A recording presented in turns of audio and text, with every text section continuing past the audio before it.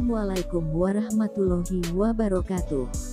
Salam kenal dan selamat berjumpa kembali dengan channel kesayangan Anda, yang pastinya akan memberikan berita terupdate dan terpercaya seputar kehidupan selebritis. Namun sebelum lanjut ke videonya, silahkan like, subscribe, dan nyalakan tombol notifikasinya agar Anda tidak ketinggalan update terbaru dari channel kesayangan Anda. Dan satu lagi, ingat, subscribe itu sedekah. Selamat menonton, semoga tayangan ini menghibur dan bermanfaat.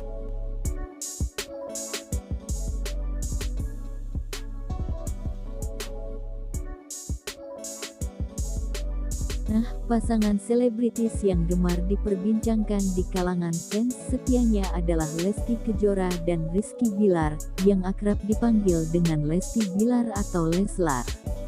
Mulai dari awal perkenalan mereka sampai mereka mengikat janji suci pernikahan, bahkan sampai hamil pun tetap menjadi kabar terhangat bagi fansnya.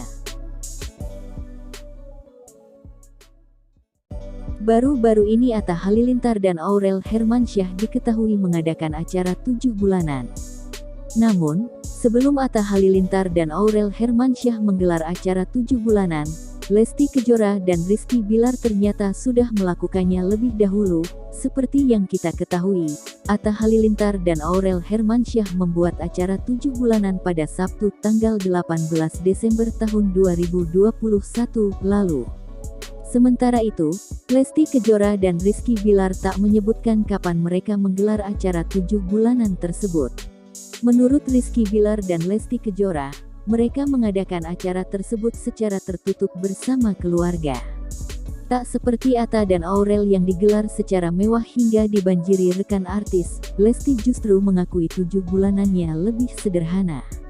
Namun secara garis besar, Lesti mengakui seluruh rangkaian acara yang dilakukan nyaris sama dengan Atta dan Aurel. Sempat menjadi sorotan hingga dituding langit dan bumi oleh netizen, Lesti Kejora akhirnya angkat bicara. Ya, meski tidak semewah Atta dan Aurel, Lesti dan Bilar memang mengakui telah membuat acara yang lebih sederhana. Meski demikian, ini dari prosesi adat 7 bulanan yang mereka lakukan nyaris sama. Kebetulan kita sudah melakukan 7 bulanan. Alhamdulillah kurang lebih sama sih, kan sama-sama adat Jawa, nggak beda jauh, beber Lesti di YouTube Nitnote seperti dikutip pada Senin tanggal 20 Desember tahun 2021. Memiliki alasan tersendiri, Lesti dan Bilar memilih tidak mengundang banyak orang karena ingin lebih sakral secara kekeluargaan. Kita mah intimate aja, keluarga besar aja di rumah karena supaya lebih sakral, tutup Lesti Kejora. Sebelumnya, ketika ditanya soal acara 7 bulanan, Lesti Kejora dan Rizky Bilar memilih tutup mulut. Pasangan ini kemudian langsung menuju mobilnya untuk meninggalkan Polda Metro Jaya. Rizky Bilar dan Lesti Kejora usai menjalani pemeriksaan polisi sebagai saksi dalam kasus penghinaan oleh haters di Polda Metro Jaya, Rabu tanggal 1 Desember tahun 2021. Namun, ketika ditanya soal kondisi kandungannya, Lesti Kejora memastikannya dalam keadaan baik. Baik, alhamdulillah, ujar Lesti Kejora di Polda Metro Jaya, Jakarta, Rabu tanggal 1 Desember tahun 2021. Rizky Bilar membenarkan usia kehamilan Lesti Kejora sudah memasuki 7 bulan. Sudah 7 bulan, ucap Rizky Bilar. Rizky Bilar dan Lesti Kejora menyambangi Polda Metro Jaya untuk menjalani pemeriksaan terkait laporannya soal dugaan pengancaman oleh 8 orang haters. Bilar dan Lesti diperiksa selama 1 jam dan diajukan belasan pertanyaan oleh penyidik. Ada beberapa oknum netizen dan akun Instagram yang memang sudah kami laporkan. Dan hari ini sudah mengumpulkan bukti saksi, ucap Sandi Arifin, kuasa hukum Rizky Bilar dan Lesti Kejora. Rizky Bilar dan Lesti Kejora pun berharap, orang-orang yang dilaporkannya segera dijebloskan ke penjara untuk memberikan efek jerah. Selanjutnya mari kita ungkap, tradisi 7 bulanan menurut adat dan agama. Tradisi selamatan 4 bulanan dan 7 bulanan atas kehamilan merupakan suatu tradisi yang lumrah dilakukan orang Jawa. Biasanya, Keluarga perempuan yang hamil tersebut menyediakan kupat, ketupat, dan lepet dalam acara selamatan tersebut. Selain itu, mereka juga mendoakan calon jabang bayi dengan membaca surah-surah tertentu, seperti surah Yusuf, Maryam, Luqman, Ar-Rahman, Al-Waqiah, Al-Mulk, Muhammad, Al-Muzammil, dan Yasin. Simbol-simbol seperti kupat dan lepet memiliki arti tersendiri dalam ritual tersebut.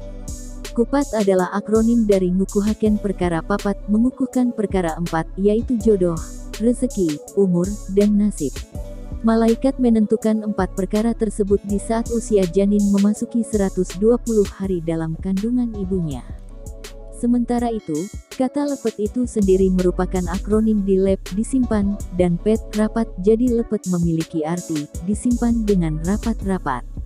Dua suguhan utama dalam selamatan 4 bulanan wanita hamil ini merupakan doa agar jodoh, rezeki, umur, dan nasib calon bayi yang akan lahir nanti dijaga oleh malaikat karena doa orang-orang sekitarnya dan kelak ketika bayi itu dewasa akan mendapatkan yang terbaik.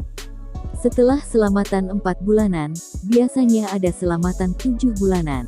Kali ini, ritual yang dilaksanakan oleh keluarga wanita yang sedang hamil itu berbeda dengan ritual 4 bulanan. Biasanya, sohibul hajat menyediakan telur, minyak kelapa, dan kembang telon 3, yaitu cempaka, soka, dan melati, selain berkat makanan untuk dibagi-bagikan ke masyarakat. Ada cara tersendiri memperlakukan telur, minyak kelapa, dan kembang telon tadi dalam ritual 7 bulanan. Pertama-tama, telur dimasukkan dalam minyak kelapa yang sudah ditaruh dalam wadah, kemudian minyak kelapa tersebut dioleskan ke seluruh telur. Selain itu, kembang telon juga ikut dicampurkan dalam wadah tersebut. Telur itu menyimbolkan rahim ibu jabang bayi. Sementara itu, minyak kelapa adalah simbol dari ketuban yang nantinya akan menjadi pelumas untuk mempermudah proses persalinan. Adapun kembang telon adalah simbol dari iman, Islam, dan ihsan. Jadi ritual 4 bulanan dan 7 bulanan seperti di atas itu diharapkan menjadi doa untuk wanita hamil itu agar diberikan kemudahan dalam proses persalinan dan juga anak yang terlahir darinya akan memegang teguh iman, Islam, dan ihsan dalam kehidupannya kelak. Terkait budaya doa seperti di atas, almarhum Profesor Dr. Ali Mustafa Yakub memiliki istilah tersendiri yaitu al-dua bil rumus, doa menggunakan simbol. Pendapat beliau ini didasarkan pada hadis Nabi yang diriwayatkan oleh Abdullah bin Zaid al-Mazini yang melihat Rasulullah melakukan sholat istisqa dan merubah posisi serbannya, hadis riwayat Bukhari dan Muslim. Dalam beberapa syarah kitab hadis, seperti Syarah Muslim dan Fathul Bari, hikmah Nabi merubah posisi serban yang di atas kemudian menjadi di bawah adalah sebuah ilustrasi yang diharapkan akan merubah kondisi paceklik menjadi subur kembali karena Allah memberikan hujan, setelah melaksanakan sholat istisqa. Para ulama menyebutnya dengan tafaulan.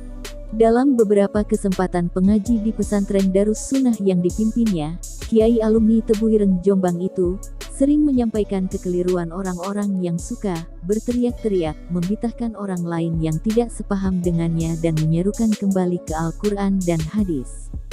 Bisa jadi, mereka yang sering membitahkan itu hanya memahami Al-Quran dan hadis Nabi melalui terjemahannya saja.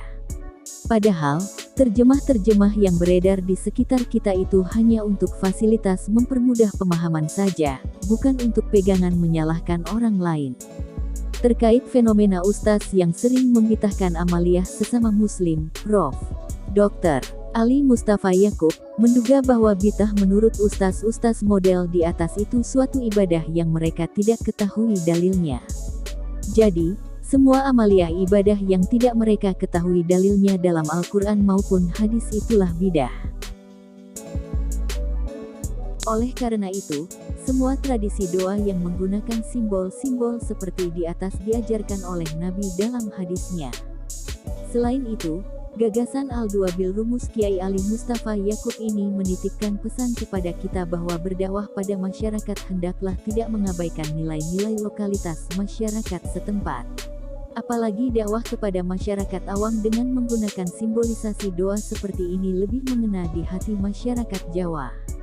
Apalagi, Perintah dakwah seperti itu juga diakomodir Al-Quran yang tersirat dalam kata Al-Amr yang berkolokasi dengan Al-Uruf atau Al-Ma'ruf.